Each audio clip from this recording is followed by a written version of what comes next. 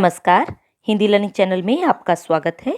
आज आशिमा महाजन Hindi learning channel पर लेकर आई है क्लास 9 के स्टूडेंट्स के लिए टर्म 2 का सैंपल पेपर। जी हाँ, कोर्स ए के स्टूडेंट्स जिनका कोड 002 है उनके लिए ये सैंपल पेपर रेडी करके मैंने आपके सामने प्रस्तुत कर दिया है। देखते हैं आपकी वन शॉट रिवीजन इस सैंपल पेपर के जरिए कैसी रहती है।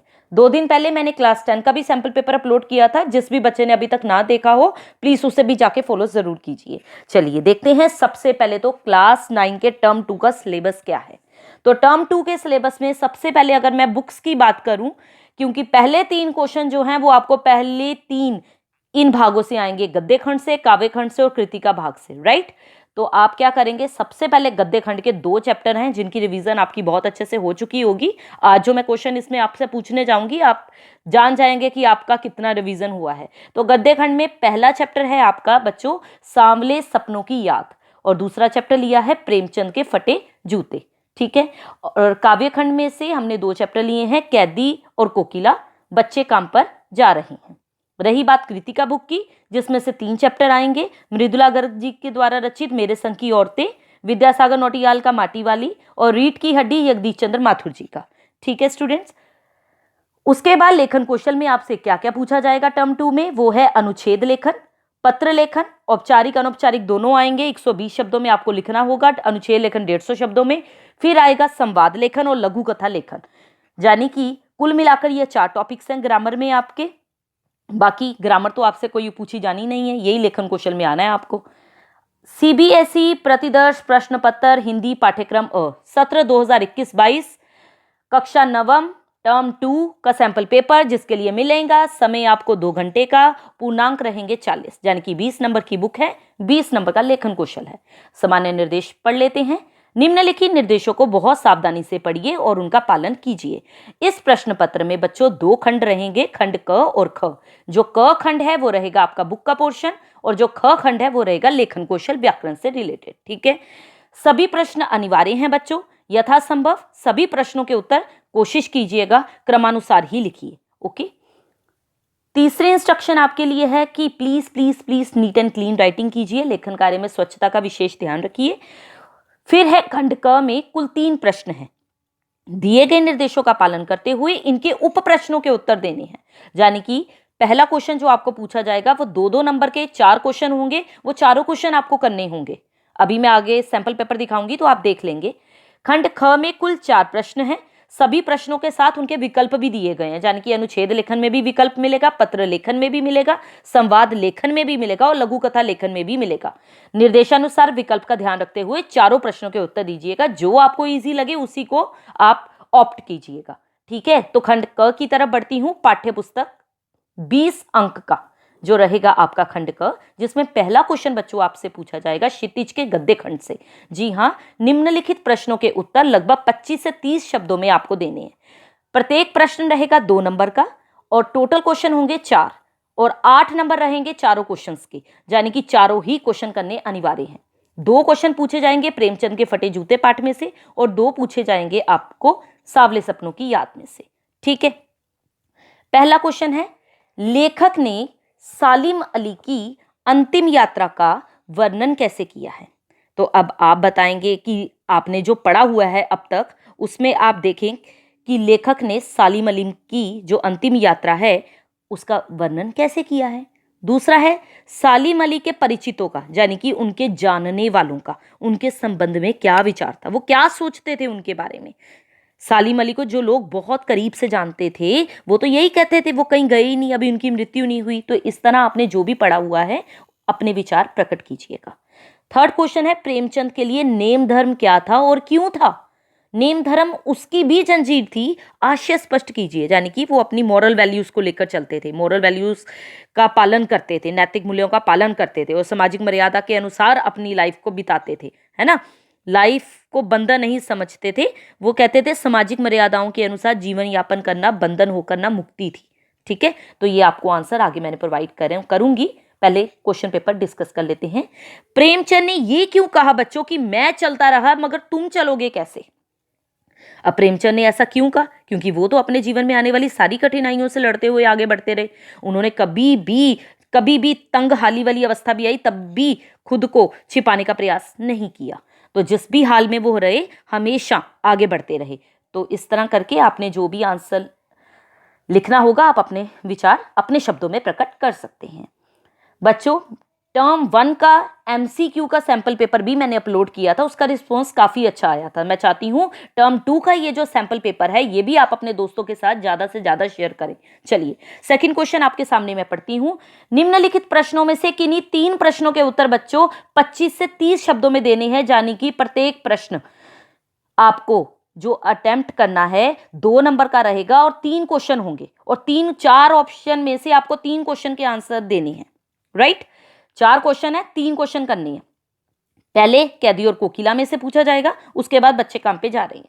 तो पहला क्वेश्चन आपसे पूछा गया है कैदी और कोकिला में से कविता का मूल भाव स्पष्ट करना है। जो भी आपने कविता पढ़ी है उसका मूल भाव स्पष्ट करें। ठीक है, उसके बाद दूसरा क्वेश्चन पूछा गया कैदी और कोकिला कविता के आधार पर बंदी जीवन में भी कवि निरुत्साहित क्यों नहीं था। क्योंकि बंदी जीवन में भी तो अनेक कष्ट सहन करने पड़ते हैं, लेकिन कवि तब भी निरुत्साहित नहीं हुआ क्योंकि उसका मन तो देश को स्वतंत्र करवाने के लिए तिलमिला रहा था, बिगुल बजा रहा था। राइट, तो आप अपने शब्दों में लिख सकते हैं। कवि के अनुसार दुनिया किसके बिना अधूरी है बच्चों और कैसे अधूरी है। क्योंकि बच्चों का जो बचपन है वो अगर आप देखें तो वो तभी खिल सकता है जब बच्चे खेल के मैदान में दिखाई दें या फिर स्कूल में शिक्षा लेते हुए दिखाई दें। राइट, तो बच्चों का बचपन उनके पास अगर नहीं होगा तो दुनिया तो अधूरी सी लगेगी। बाकी आप जो भी अपने शब्दों में लिखना चाहिए आप लिख सकते हैं। कवि समाज से क्या जानना चाहता है बच्चों, तो कवि तो यही जानना चाहता है इन पे ऐसी क्या मजबूरी आ गई है जिसके कारण ये बच्चे बेचारे काम पे जाने लगे हैं। राइट, चलिए आगे क्वेश्चन नंबर 3 देखती हूँ। ये लिया गया है आपकी कृतिका पाठ्य पुस्तक से, जिसमें से बच्चों आपको 2 क्वेश्चन करने हैं।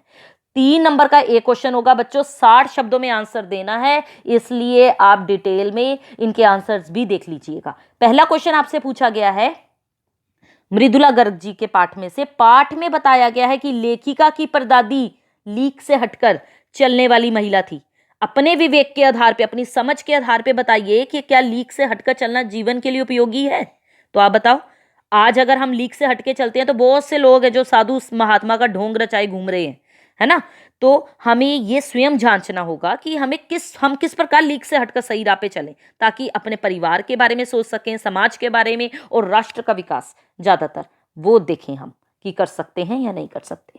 चलिए आगे देखती हूँ। जी हाँ, कॉलेज में पढ़ी हूँ, मैंने बीए पास किया है, कोई पाप नहीं किया। उमा के इन वाक्यों से क्या संदेश मिलता है। आप अपने विवेक के आधार पर बताइए कि उमा द्वारा कहे गए उक्त वाक्य कहाँ तक उचित है। तो आप बताओ, आज किसी भी समाज की अगर आप गति देखते हो या प्रगति देखते हो तो उसमें नारियों का ही योगदान दिखाई देता है। इसलिए हमें अपनी पुत्रियों को आज खूब पढ़ाना होगा ताकि वह स्वाभिमान, ताकि वे प्राउड से उमा की भांति जीवन जी सकें। ठीक है, तो अपने शब्दों में आप लिखिएगा, अपनी समझ के आधार पे बताइएगा कि उमा ने ये जो वाक्य कहे वो कहने उचित थे या नहीं। तीसरा क्वेश्चन है आपका, पुरखों से मिली संपत्ति को विरासत में मिली संपत्ति कहते हैं। जीवन मूल्यों को आधार मानते हुए बताइए, क्या जीवन भर विरासत में मिली संपत्ति को गांठ बांधकर रखना आवश्यक है। माटी वाले चैप्टर से आप बताइए कि विरासत में जो मिली संपत्ति है वो तो हमारे पुरखों का आशीर्वाद होती है, जो उनके ना रहने पे भी हमारे साथ होती है। राइट, तो इस पाठ के अनुसार आपको अपना आंसर देना है। संकट के समय जो भी मुसीबत आए तो पुरखों से मिली संपत्ति का प्रयोग करें, लेकिन जब आवश्यक हो। ठीक है, अब मैं बढ़ती हूं खंड ख की तरफ, जिसमें पहला क्वेश्चन है क्वेश्चन 4, रचनात्मक लेखन खंड में से 20 अंक के क्वेश्चन पूछे गए हैं। 20 अंक यानी कि पहला क्वेश्चन 5 नंबर का है, अनुच्छेद लेखन, जो कि 150 शब्दों में आपको लिखना है। और 150 शब्दों में लिखने के लिए विचार बिंदुओं को ध्यान में जरूर रखिएगा। इसके अलावा भूमिका को ध्यान में रखते हुए जो स्टार्टिंग लाइन शुरू करोगे वो अच्छे से स्टार्ट कीजिएगा। हो सके कोई दोहा याद कर लीजिएगा, कोई उक्ति याद कर लीजिएगा, उसको लिखना बहुत जरूरी है क्योंकि वो बहुत प्रभाव डालती है। ठीक है, तो पहला जो आपसे अनुच्छेद पूछा गया है वो पूछा गया है शिक्षक और शिक्षार्थी के संबंध के बारे में। संकेत बिंदु दिए गए हैं, संबंधों की परंपरा, वर्तमान समय में आया अंतर और हमारा कर्तव्य। तो हमारा कर्तव्य क्या है वैसे, हम भारत के पुराने संस्कारों को याद करें, जो भी हमारा टीचर है उसमें गुरु को देखें, उसके प्रति हम श्रद्धा रखें, क्योंकि शिक्षक भी गुरु जैसी महिमा धारण करे और बच्चों के व्यक्तित्व की ओर ध्यान दे, ये बहुत जरूरी है। तो शिक्षक और शिक्षार्थी दोनों के संबंध के बारे अनुच्छेद लिखोगे 150 शब्दों में। ध्यान रखना, भाषा का प्रयोग अच्छे से कीजिएगा, जो बीच की विषय वस्तु है उसको भी अच्छे से लिखिएगा, क्योंकि वो आपकी 3 नंबर की रहेगी, और 1 नंबर की भूमिका रहेगी आपकी, अच्छे से स्टार्टिंग कीजिएगा उसकी। भाषा भी 1 नंबर की रहेगी। दूसरा है प्रगति की दिशा में एक और कदम, मेक इन इंडिया कार्यक्रम। ये आप सबने सुना ही होगा, ये एक ऐसा कार्यक्रम है जिसके माध्यम से बहुराष्ट्रीय कंपनियों ने, जो भी घरेलू कंपनियां थी, उनको भारत में अपने जो भी प्रोडक्ट्स थे उनका निर्माण करने के लिए प्रोत्साहित किया जाता है, राइट। तो संकेत बिंदु है, कार्यक्रम क्या है उसके बारे में बताएंगे, फिर प्रधानमंत्री जी की इससे क्या क्या अपेक्षाएं हैं उसके बारे में बताएंगे, और फिर इससे होने वाले लाभों के बारे में डिस्कशन करेंगे। तो ये आपका अनुच्छेद कंप्लीट हो जाएगा। लेकिन अनुच्छेद वही स्टार्ट करना बच्चों जिसके बारे में आप पूरे श्योर हो, ठीक है। तीसरा आपके सामने अनुच्छेद लेखन है, प्राचीनतम संस्कृति का देश भारत, यानी कि तीसरा है मेरा देश हमारा प्यारा देश, जिसके संकेत बिंदु है प्राचीनतम संस्कृति का देश भारत, हमारा वैदिक साहित्य और भारतीय संस्कृति। तो हमारा वैदिक साहित्य जो है वो तो हमें यही बताता है कि यहाँ के जो ऋषि मुनि हैं वो हमें बहुत आध्यात्मिकता की ऊंचाई तक ले गए हैं। सारे विश्व में भगवत गीता को जो सम्मान मिला है वो सम्मान तो शायद ही किसी और चीज को मिला हो। और हमारी ही संस्कृति बच्चों एक ऐसी संस्कृति है जो किसी को तोड़ना नहीं सिखाती बल्कि जोड़ना सिखाती है। तो इसके बारे संकेत बिंदुओं को ध्यान में रखते हुए आप बहुत अच्छा लिख सकते हो, मेरा देश प्यारा देश। खंड ख में क्वेश्चन नंबर 5 है पत्र लेखन का। एक लेटर पूछा जाएगा फॉर्मल, एक पूछा जाएगा इनफॉर्मल। फॉर्मल का फॉर्मेट अच्छे से लर्न कर लीजिएगा और इनफॉर्मल का भी अच्छे से लर्न कर लीजिएगा। जब आता है फॉर्मल लेटर की बारी तो पूछा गया प्रधानाचार्य को पत्र लिखिए जिसमें अपनी स्थिति का, यानी कि जो भी आपकी कंडीशन हो रही है उसका संक्षिप्त विवरण देते हुए शुल्क मुक्ति के लिए प्रार्थना पत्र लिखें। तो आपको क्या करना है, सबसे पहले सेवा में, फिर प्रधानाचार्य, उसके बाद स्कूल का नाम, उसके बाद जहां आप रहते हैं उसका नाम, विषय लिखना बहुत जरूरी है। ऊपर की जितनी भी औपचारिकताएं हैं, जो भी फॉर्मेट है उसका 1 नंबर है नीचे के फॉर्मेट को मिलाकर, ठीक है। बीच का जो फॉर्मेट रहेगा आपका, यानी कि वो रहेगा आपका 3 मार्क्स का, और 1 नंबर मिलेगा आपको भाषा का, ठीक है। भाषा का प्रयोग अच्छे से कीजिएगा। उसके बाद विषय लिखने के बाद श्रीमान जी, सविनय निवेदन है कि मैं इसी विद्यालय में या किसी भी विद्यालय में जिसके बारे में भी आप डिस्कस कर रहे हो उसका 9वीं कक्षा का छात्र हूं। इस वर्ष मेरे पिताजी की नौकरी छूट गई जिस कारण मैं मासिक शुल्क देने में असमर्थ हूं। ये इस तरह करते हुए अपने पत्र को कंप्लीट करेंगे। और लास्ट में ऐसा जरूर लिखना है कि मैं आपको विश्वास दिलाता हूं कि इस बार अच्छे अंक लाकर विद्यालय का नाम रोशन करूंगा, आपकी अति कृपा होगी अगर आप मेरा शुल्क माफ कर दे, ठीक है। इस तरह एंडिंग किया कीजिए। दूसरा है इनफॉर्मल लेटर। इनफॉर्मल लेटर में बच्चों सबसे पहले ऊपर अपना एड्रेस लिखना है आपको, ठीक है। अगर ऊपर कुछ दिया गया है तो फिर तो अलग ही बात है, नहीं तो आप अपना एड्रेस लिखेंगे, आप अपना एड्रेस लिखेंगे। उसके बाद आप क्या करेंगे, जिसको बी लेटर लिख रहे हैं, जैसे आप मसूरी के या फिर दिल्ली के आवासीय विद्यालय में अध्ययन कर रहा आपका छोटा भाई कुछ संगति के कारण, बुरी संगति के कारण पढ़ाई की उपेक्षा कर रहा है, लगभग 120 शब्दों में पत्र लिखकर सत्संगति के महत्व पर प्रकाश डालना है। तो आप क्या लिखोगे, सबसे पहले ऊपर एड्रेस लिखो अपना, फिर प्रिय अनुराग, जो भी आपका भाई है जिसका नाम दे रखा है उन्होंने, तो उसको लेटर लिखो। अगर उसका नाम नहीं दे रखा तो आप कुछ भी लिख सकते हैं। दिनांक लिखेंगे, उसके बाद उसको प्रेम देंगे, उसके बाद जो भी उसको, अगर भाई है तो शुभाशीष देंगे, पिताजी को लिख रहे हो तो चरण स्पर्श करेंगे, चाचा जी को लिख रहे हो तो चरण स्पर्श करेंगे। उसके बाद बीच की विषय वस्तु को ध्यान में रखते हुए जो भी लेटर पूछा गया उसके अकॉर्डिंग सत्संगति का महत्व समझाते हुए लिखेंगे। नीचे लिखेंगे तुम्हारा बड़ा भाई या छोटा भाई जो भी है। उसके बाद आप अपना लेटर कंप्लीट करोगे। क्वेश्चन नंबर 6 है बच्चों संवाद लेखन, यानी कि 40 शब्दों में। 40 शब्दों का मतलब हो गया आपको ज्यादा से ज्यादा 8 लाइनें लिखनी होंगी। तो आप परीक्षा में बढ़ती नकल की प्रवृत्ति पर चिंता करते हुए अभिभावकों की बातचीत का संवाद लेखन करना है, यानी कि अभिभावकों में जो भी बातचीत हो रही है इस टॉपिक को लेकर उसके बारे में संवाद प्रेजेंट करना है 8 लाइनों के अंदर, 40 शब्दों में। बड़ी कहानी नहीं बना देनी। दूसरा पूछा गया वोट मांगने आए नेताजी और किसी महिला की बीच बातचीत का संवाद लेखन। इन दोनों में से जो अच्छे से आता होगा उसी को अटेम्प्ट कीजिएगा। इस तरह आपको 2 ऑप्शन आएंगे, इन 2 ऑप्शंस में से जो अच्छे से आता होगा उसे ऑप्ट करेंगे आप। फिर आपसे पूछा जाएगा ख भाग में किस तरह पूछा जाएगा, कोई कंडीशन दे दी जाएगी आपके सामने। जैसे सुहेल के पिताजी बहुत सिगरेट पीते हैं, सुहेल की माँ भी उनको काफी समझा चुकी हैं पर वो नहीं मानते। तो इस विषय में पुत्र और पिता के बीच जो संवाद होना है उसको सुहेल और पापा लिखकर आपको क्या करना है, कंप्लीट करना है, ठीक है। दूसरा है, सुमित और मुकेश दोनों स्कूल की क्रिकेट टीम में चुने जाने के लिए कोशिश कर रहे थे। सुमित का सिलेक्शन हो गया पर मुकेश को नहीं चुना गया, वो बड़ा दुखी है। इस संबंध में जो भी आपका कोच है, क्रीड़ा शिक्षक है, उससे बात करनी है आपको। तो मुकेश को चुना नहीं गया, तो मुकेश के बीच में और सर के बीच में जो भी वार्तालाप होगी उसको आपने 40 शब्दों में, यानी कि 8 लाइनों में कंप्लीट करके फटाफट से कंप्लीट करना है। भाषा का विशेष तौर से ध्यान रखिएगा, विशेष तौर पर ध्यान रखिएगा। क्वेश्चन नंबर 7 आपके सामने प्रेजेंट करने जा रही हूं, लघु कथा लेखन का। जी हाँ, लघु कथा लेखन 120 शब्दों में आपको लिखनी है। यानी कि क्वेश्चन नंबर 7 जो आपको प्रेजेंट करना है वो किस तरह दिया होगा, पहले आपको इस तरह दिया होगा, कोई ऐसे स्टार्ट कर दिया कि गीता पार्क में बैडमिंटन खेल रही थी, चिड़िया झाड़ में जागी रही, वहां उसने क्या देखा कि उसकी चीख, कंप्लीट करना है। अब आपको लघु कथा, आगे आप कोई भी कहानी बनाइए लेकिन 120 शब्दों में ही कंप्लीट करनी है आपको। ओके। इसी तरह कोरोना संकट के दिनों में शहर में कर्फ्यू लगा था, बंटी कहाँ रुकने वाला था, उसने मोटरसाइकिल निकाली, शहर का चक्कर लगाने चल दिया, सामने नाके पे पुलिस वाले डंडा लिए खड़े थे। इस लघु कथा को आगे बढ़ाना है। अब क्या हुआ होगा आप सब जानते ही हैं, इस टाइम पर जो भी किया था कोरोना वाले टाइम पर लोगों ने, है ना, उसको कंप्लीट करते हुए 120 शब्दों में अपनी लघु कथा कंप्लीट करनी है। उसके बाद ख भाग में जो लघु कथा लेखन, क्योंकि ये 2.5 मार्क्स की होगी, यानी कि टोटल 7th क्वेश्चन जो है वो 5 मार्क्स का होगा, लेकिन दोनों लघु कथाएं 2.5 मार्क्स की होंगी। ठीक है। अब 2.5 मार्क्स के लिए नीचे जो दी गई है वो है कि शीर्षक दिया गया होगा, उसके आधार पे लघु कथा बनानी है और उससे मिलने वाली शिक्षा को 120 शब्दों में लिखना है। यानी कि पहला क्वेश्चन जो आपको दिया होगा उसमें शीर्षक दे दिया गया है जैसे को तैसा। अब जैसे को तैसा जो भी स्टोरी याद आए उसको लिखकर नीचे उसकी शिक्षा जरूर लिखनी है। इसी प्रकार से अभ्यास की शक्ति, ये शीर्षक है, इसके आधार पर जो भी लघु कथा बनती है वो लिखकर 120 शब्दों में नीचे शिक्षा जरूर लिखेंगे। बेटा ये आपको आंसर्स प्रोवाइड कर दिए गए हैं।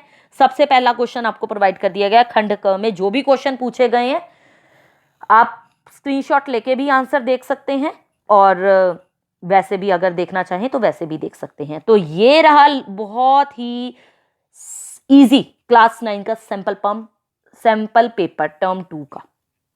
ठीक है बच्चों, अब आपको पता चल गया होगा कि कितना शॉर्ट रिवीजन आपने किया है या नहीं। ये फर्स्ट का ग पार्ट है जिसमें आपने नेम धर्म वाला क्वेश्चन था ना, उसका आंसर आपको प्रोवाइड कर दिया गया। तो ये 1 शॉर्ट रिवीजन करवानी थी। ये सैंपल पेपर आपको कैसा लगा, लाइक करके शेयर करके जरूर बताइएगा। कमेंट बॉक्स में कमेंट करना बिल्कुल मत भूलिएगा। ठीक है स्टूडेंट्स, टर्म 2 का सैंपल पेपर क्लास 9 के स्टूडेंट्स के लिए आज मैंने प्रेजेंट कर दिया है। उसकी आंसर की भी आपको साथ ही प्रोवाइड कर दी गई है। कैदी और कोकिला कविता का संदेश आ जाए, उद्देश्य आ जाए, मूल भाव आ जाए, एक ही बात है, क्वेश्चन एक ही है। ठीक है। बंदी जीवन में कवि निरुत्साहित क्यों नहीं था, उसके बारे में भी डिटेल में आपको बता दिया गया है। इसके अलावा आप अपनी लाइंस जोड़ सकते हैं तो आप जोड़ सकते हैं। कवि के अनुसार दुनिया किसके बिना अधूरी है और कैसे अधूरी है वो भी बता दिया गया है। कवि समाज से क्या जानना चाहता है उसके बारे में भी बता दिया कि कवि छोटे छोटे बच्चों को काम पर जाते देखकर समाज से जानना चाहता है कि इन बच्चों का बचपन खो कहाँ गया, इनकी गेंदें आकाश में खो कहाँ गई, क्या इनकी पुस्तकों को दीमकों ने खा लिया है, यदि नहीं तो ये बच्चे अन्य बच्चों की तरह खेलते क्यों नहीं, पढ़ते क्यों नहीं, इन पर कैसी मजबूरी आ गई है जिसके कारण ये काम पे जाने लग गए हैं। राइट, तो इनकी बुक्स को दीमकों ने नहीं खाया है। राइट, चलिए आगे देखती हूँ। ये कृतिका भाग के क्वेश्चन आंसर्स हैं। पाठ में बताया गया लेखिका की परदादी लीक से हटकर चलने वाली महिला थी, तो अपनी समझदारी के आधार पे आंसर देना है। अगर आप अपने वर्ड्स में भी देना चाहो तो बहुत अच्छी बात है, अपने वर्ड्स में दे सकते हो। आप एक बार इसको स्टडी जरूर कर लीजिएगा। ठीक है, ये सेकंड क्वेश्चन है आपका। कृतिका भाग में से जो 3 क्वेश्चन पूछे गए हैं 2 करने हैं आपको। 3 नंबर का एक क्वेश्चन है, 60 शब्दों में लिखना है। प्लीज इसको ध्यान से देख लीजिएगा। जी हाँ, कॉलेज में पढ़ी हूं, बीए पास किया है, कोई पाप नहीं किया, तो उमा के वाक्यों से आपको क्या संदेश मिलता है। ठीक है, पुरखों से मिली संपत्ति को विरासत में मिली संपत्ति कहते हैं। तो विरासत में मिली जो संपत्ति होती है वो तो पता ही है, हमारे पूर्वजों का आशीर्वाद होती है, जो अगर वो ना भी रहेंगे ना तो भी हमारे साथ ही रहेगी। तो पुरखों से मिली किसी भी प्रकार की वस्तु हो उसको हम एक मटीरियलिस्टिक चीज ना मानकर उससे हमें प्यार मिलता है, स्नेह मिलता है, आशीर्वाद, है ना। तो आशीर्वाद इसलिए दिया जाता है कि व्यक्ति जो है वो अपने सम्मान के टाइम पर, अपनी वैभव के टाइम पर ज़्यादा से ज़्यादा वैभव कमा सके, नाम कमा सके। क्योंकि जीवन में ऐसे बहुत से मौके आते हैं बच्चों जब हमें अपने जीवन को वैभवशाली बनाने के लिए, मान सम्मान पाने के लिए और अपने नाम की गरिमा बनाए रखने के लिए पुरखों से मिली संपत्ति को गांठ बांधकर रखने के स्थान पर उस गांठ को खोलकर जीवन में नई दिशा देनी होती है, जिससे हमारा जीवन क्या बनेगा, वैभवशाली। ठीक है, तो आप अपने विचार भी प्रकट कर सकते हैं। अनुच्छेद लेखन दे दिए गए हैं। अनुच्छेद लेखन पहला आपसे पूछा गया था, जी हां, शिक्षक और शिक्षार्थी के संबंध के बारे में। तो विचार बिंदुओं को ध्यान में रखकर भूमिका अच्छे से स्टार्ट कीजिएगा। प्लीज कोई भी दोहा याद करके रखिएगा, आपको नहीं पता कौन सा टॉपिक आपके सामने आना है, राइट। प्रगति की दिशा में एक और कदम है मेक इन इंडिया कार्यक्रम, इसके बारे में भी आप पढ़ सकते हैं। कार्यक्रम क्या है, प्रधानमंत्री नरेंद्र मोदी ने कब शुरू किया, ये सब चीजें आपको डिटेल में पता होनी चाहिए। ओके, इसके अलावा हमारा देश प्यारा देश, उसके बारे में तो आप बहुत कुछ लिख सकते हैं, तो आप ये संकेत बिंदुओं के आधार पे लिखेंगे। ओके, पत्र लेखन है जिसमें सबसे पहले जरूरी बात है कि फॉर्मेट याद करना है। ठीक है, चाहे फॉर्मल हो चाहे इनफॉर्मल हो, दोनों के फॉर्मेट अच्छे से याद कर लीजिए, क्योंकि 1 नंबर तो मिलना ही मिलना है फॉर्मेट का, राइट। तो ऊपर की औपचारिकताएं और नीचे की औपचारिकताओं को प्लीज ध्यान में रखिए, और 1 नंबर इसमें से मिल जाएगा। 3 नंबर आपको वैसे ही मिल जाने हैं, विषय वस्तु आपने लिख देनी है अच्छी सी। 1 नंबर आपको भाषा का मिल जाना है, तो 120 शब्दों में कंप्लीट करना है, कम से कम 2 पैराग्राफ लिख दीजिएगा। ओके, तो ये रहा आपके सामने लेटर, जिसमें आपको अपनी स्थिति का संक्षिप्त वर्णन देना है। उसके बाद स्कूल कहीं का भी हो, अगर आपका छोटा भाई बुरी संगति में फंस गया है तो आपको क्या करना है, 120 शब्दों में पत्र लिखते हुए सतसंगति का महत्व समझाना है, तो बस आप समझा लेंगे आसानी से। फॉर्मेट ध्यान में रखना है, बस बहुत जरूरी है फॉर्मेट याद करना। बच्चे अक्सर नहीं करते, कितना भी बोल लो वो नहीं याद करेंगे, तो प्लीज इसका रिटर्न में प्रैक्टिस कर लीजिएगा, क्योंकि हिंदी आपको लिखनी बहुत अच्छे से आती है, आपको भी पता है, राइट। संवाद लेखन, संवाद लेखन में आपको किन किन चीजों का ध्यान रखना है तो आपको पता ही है। एक तो संवाद का उद्देश्य तो आपको पता ही होता है बेटा, अपनी बात कंप्लीट करनी है, दूसरे तक पहुंच जाए। ठीक है, जो भी बात कही जा रही है वो बोधगम्य होनी चाहिए, भाषा सरल होनी चाहिए, पात्रों के अनुकूल रहनी चाहिए। ठीक है, दोस्त बात कर रहे हैं तो ये ना लगे कि पिता और पुत्र बात कर रहे हैं, और पिता पुत्र बात कर रहे हैं तो ये ना लगे कि नेताजी और महिला बात कर रही हैं। ठीक है, तो अब है वोट मांगने आए नेताजी और किसी महिला की बातचीत का संवाद लेखन होना है। तो नेताजी ने क्या कहा, वोट दो भाई, वोट दो, इस बार हमें ही वोट दो। महिला कह रही है आप किस पार्टी के उम्मीदवार है। ये काफी इंपॉर्टेंट भी होने वाला है, पता है क्यों, क्योंकि हमारे वोट भी आ रहे हैं, वोटिंग भी है हमारी, तो ये इंपॉर्टेंट होने वाला है, इसे जरूर देख लीजिएगा।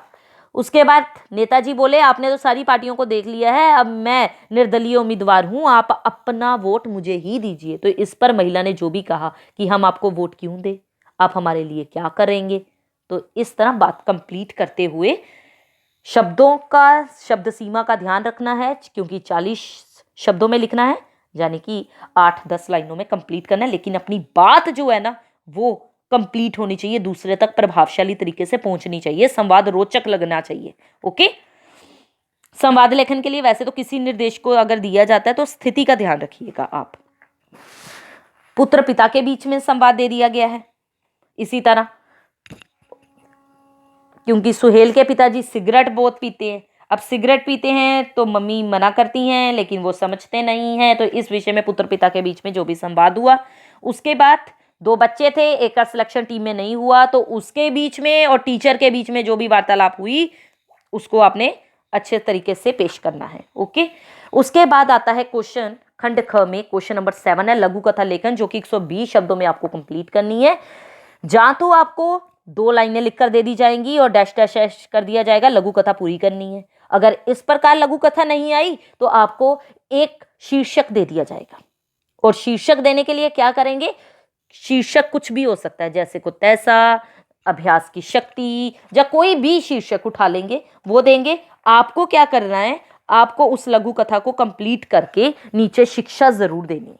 ओके, और लघु कथा लेखन की वीडियो अगर अभी तक चैनल पर नहीं देखी है तो उसे जरूर देखिए, क्योंकि लघु कथा के संवाद बच्चों वो बोधक होने चाहिए, संवाद जो है चुस्त होने चाहिए, क्योंकि बिना संवाद के भी कहानी हो सकती है ना, लेकिन उसमें पाठक की रुचि ना फिर ऐसे लगती है बोझिल सी।